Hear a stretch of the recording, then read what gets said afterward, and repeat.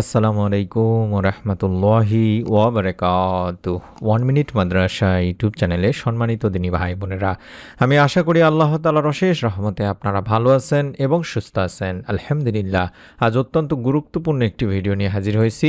ফজরের নামাজের আগে যদি আপনারা কষ্ট করে মাত্র 3 মিনিট সময় দিয়ে এই ছোট্ট দোয়ার আমলটি পড়েন, রব্বুল আলামিন আল্লাহ তাআলা সূর্য ওঠার আগেই আপনার মনের নেক আশা পূরণের ইনশাআল্লাহ সুসংবাদ দেবেন। মনের মধ্যে শতভাগ বিশ্বাস নিয়ে আমলটি করবেন। অবশ্যই নিয়ম মেনে আমলটি করতে হবে, তার জন্য ভিডিওটি না টেনে মনোযোগ দিয়ে সম্পূর্ণ দেখতে থাকুন। ফজরের নামাজের সময় আল্লাহর দরবার সবচেয়ে কাছে আসে। রাসূল পাক সাল্লাল্লাহু আলাইহি ওয়াসাল্লাম তাই বলেছেন, যেই ব্যক্তি ফজরের নামাজের পর আল্লাহর কাছে দোয়া করবে, আল্লাহ রাব্বুল আলামিন তা কবুল করবেন। এটি সহিহ বুখারী এবং মুসলিম শরীফের একটি হাদিস। ফজরের নামাজের আগে বা পরে এই সময়ে দোয়া করলে আল্লাহর রহমতের দরজা দ্রুত খুলে যায়, আর এটাই সেই মুহূর্ত যেখানে আমাদের মন থেকে উদ্ভাসিত ইচ্ছাগুলো আল্লাহ তাআলার কাছে পৌঁছে যায়। তাই আমরা এই সময়টাকেই বেছে নিব আমাদের এই আমলটি করার জন্য, মনের নেক আশাগুলো পূরণের জন্য। প্রথমে আমাদের মনে রাখতে হবে, নামাজের পরে এই সুন্দর করে অজু অবস্থায় নামাজ আদায় করার পরে, অর্থাৎ ফজরের নামাজ আদায় করে মনোযোগ সহকারে সেখানে বসে, অর্থাৎ শান্তভাবে বসে প্রথমে দরুদ শরীফের আমল করে নিতে হবে। কারণ দরুদ না পড়লে আপনার দোয়া আল্লাহ তাআলার কাছে পৌঁছাবে না। তাই আমাদের প্রথম কাজ থাকবে দরুদ শরীফের আমল করে নেওয়া, এবং যদি পারেন তাহলে সুন্নতি যে আমলগুলো রয়েছে সেগুলো অবশ্যই করে নেওয়ার চেষ্টা করবেন। আমি সেগুলো শিখিয়ে দেব যে আমলগুলো অবশ্যই করতে হবে। আল্লাহুম্মা সাল্লি আলা মুহাম্মাদিন ওয়া আলা আলি মুহাম্মাদ, শুধুমাত্র এতটুকু আপনি অন্তত 3 বার বা 11 বার পড়ে নেবেন। তারপরে এই ছোট্ট দোয়াটি অন্তত আপনাকে 11 বার পড়তে হবে। আর প্রতিবার পড়ার সময় মন থেকে আপনার চাওয়াগুলো আল্লাহ তাআলার কাছে পেশ করতে হবে, এবং শেষে আবারও দরুদ শরীফ পাঠ করে 2 হাত তুলে দোয়া করতে হবে। আমরা ফজরের নামাজের পরে যেই দোয়ার মাধ্যমে আল্লাহ তাআলার কাছে অনুগ্রহ চাইব, রহমত চাইব, মনের নেক আশা পূরণের জন্য চাইব, সেটা হলো আল্লাহুম্মা ইন্নী আসআলুকা মিন ফাদলিক ওয়া রাহমাতিকা ফাইন্নাহু লা ইয়ামলিকুহা ইল্লা আনতা। এভাবে এই দোয়াটি আমরা 11 বার পাঠ করব। আশা করছি দেখে দেখে হলেও পাঠ করবেন। আল্লাহুম্মা ইন্নী আসআলুকা মিন ফাদলিক ওয়া রাহমাতিকা ফাইন্নাহু লা ইয়ামলিকুহা ইল্লা আনতা। এই দোয়ার অর্থই হচ্ছে, হে আল্লাহ, আমি তোমার অনুগ্রহ ও রহমত চাই, কারণ এগুলোর মালিক তুমি ছাড়া আর কেউ নয়। এই দোয়ায় আমরা স্বীকার করি যে হে আল্লাহ, সব কিছু তোমার হাতে, তোমার দয়া ছাড়া আমি কিছুই নই। যখন আমরা আন্তরিকভাবে বলি তখন আল্লাহ রাব্বুল আলামিনও বলেন, আমি আমার বান্দার আশা পূরণ করব। অর্থাৎ এই দোয়ায় ভরসা প্লাস বিনয় এবং বিশ্বাস সবই রয়েছে। তাই এই দোয়ার মাধ্যমে অসংখ্য দিনী ভাই বোন মনের নেক আশা পূরণের সুসংবাদ পেয়েছেন। রব্বুল আলামিন অনেকের মনের নেক আশা পূরণ করেছেন এই ছোট্ট আমলের ওসিলায়, তাদের ভরসা, বিনয় এবং বিশ্বাসের ওসিলায়। একজন ভাইও ফজরের নামাজের পরে এই দোয়াটি পড়েছিলেন। আমাদের ভিডিওর কমেন্ট সেকশনগুলো দেখলেই বুঝতে পারবেন অসংখ্য দিনী ভাই বোন মনের নেক আশা পূরণের সুসংবাদ দিচ্ছেন। তিনি এই দোয়ার আমলটি মাত্র 3 দিন করেছিলেন। তার দীর্ঘদিনের চাকরির আবেদনের জন্য আল্লাহ তাআলার কাছে একটি ভালো চাকরির জন্য তিনি দোয়া করছিলেন, মনের নেক আশা পূরণের জন্য দোয়া করেছিলেন।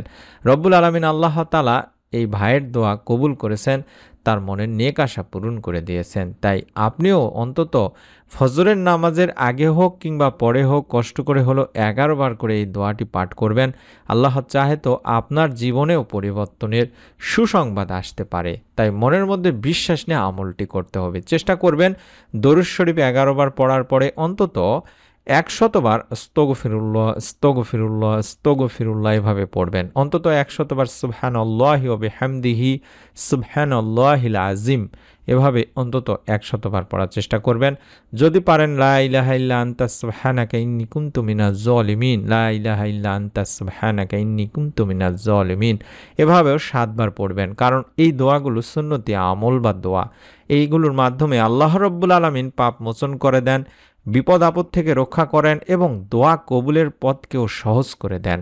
আমরা এই দোয়াগুলোর মাধ্যমে আল্লাহর রহমত পেতে পারি, আমাদের মনের নেক আশা পূর্ণ হয়ে যেতে পারে, বিপদ দূর হতে পারে, রিজিক বৃদ্ধি হতে পারে এবং ফেরেশতাদের দোয়া কবুলের সাক্ষ্য হতে পারে। তাই মনের মধ্যে বিশ্বাস নিয়ে দোয়া করতে হবে, নিয়ত করে আমল করতে হয়। প্রথমে আল্লাহ তাআলার কাছে নিয়ত করে নেবেন, বলবেন যে হে আল্লাহ, আমি তোমার সন্তুষ্টি কামনা করি, আমার জীবনের সকল আশা আকাঙ্ক্ষা এই আমলের ওসিলায় পূরণ করো, আমার জন্য হালাল রিজিক, শান্তি ও কল্যাণ দান করুন, আমাকে আপনার প্রিয় বান্দা হিসেবে কবুল করুন। এভাবে আপনারা নিয়ত করে আমলটি করার চেষ্টা করবেন।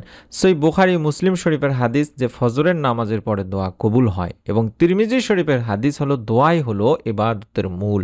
আর মুসলিম শরীফের হাদিসে বলা হয়েছে আমি আমার বান্দার আশা পূরণ করি।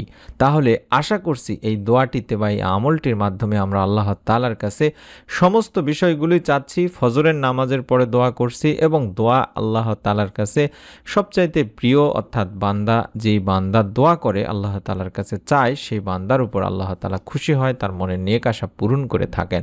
হয় সঙ্গে সঙ্গে তার সুখবর তাকে দান করেন, অথবা তার জন্য আরও উত্তম কল্যাণকর কিছু রাখেন, অথবা এর মাধ্যমে তাকে বিপদ আপদ থেকে রক্ষা করেন। তাই আমাদের প্রত্যেকের উচিত ফজরের নামাজের আগে হোক বা পরে হোক অন্তত 11 বার করে এই দোয়াটি পাঠ করা এবং মনের মধ্যে বিশ্বাস রাখা, ইনশাআল্লাহ রব্বুল আলামিন চাহে তো সূর্য ওঠার আগেই আল্লাহ তাআলা আমাকে সুসংবাদ দান করবেন, আমার পরিবার সংসারে রিজিকে বরকত দান করবেন। আমি আবারও দোয়াটি দেখাচ্ছি, কম করে হলেও দেখে দেখে হলেও 11 বার পড়বেন। আল্লাহুম্মা ইন্নী আসআলুকা মিন ফাদলিক ওয়া রাহমাতিকা ফাইন্নাহু লা ইয়ামলিকুহা ইল্লা আনত। আল্লাহুম্মা ইন্নী আসআলুকা মিন ফাদলিক ওয়া রাহমাতিকা ফাইন্নাহু লা ইয়ামলিকুহা ইল্লা আনত। হে আল্লাহ, আমি তোমার অনুগ্রহ রহমত চাই, কারণ এগুলোর মালিক তুমি ছাড়া আর কেউ নয়। মন থেকে নিয়ত করুন, বিশ্বাস রাখুন, আল্লাহর রহমত আপনাকে দ্রুত সুসংবাদ দেবে ইনশাআল্লাহ। অবশ্যই ভিডিওটিতে একটি করে লাইক দিয়ে কমেন্ট সেকশনে অন্তত আমিন লেখার মাধ্যমে হলেও নিয়ত করুন। কবরে শুয়ে থেকে সাদগায়ে জারিয়ার সওয়াব পাওয়ার জন্য হলেও ভিডিওটি শেয়ার করুন আপনার নিকট আত্মীয় স্বজন, কাছের মানুষজনের কাছে। নতুন আমলের ভিডিও পাওয়ার জন্য অবশ্যই চ্যানেলটি সাবস্ক্রাইব করে বেল বাটনটি অন করে রাখতে ভুলবেন না। সকলে ভালো থাকুন, সুস্থ থাকুন। আসসালামু আলাইকুম ওয়া রাহমাতুল্লাহ।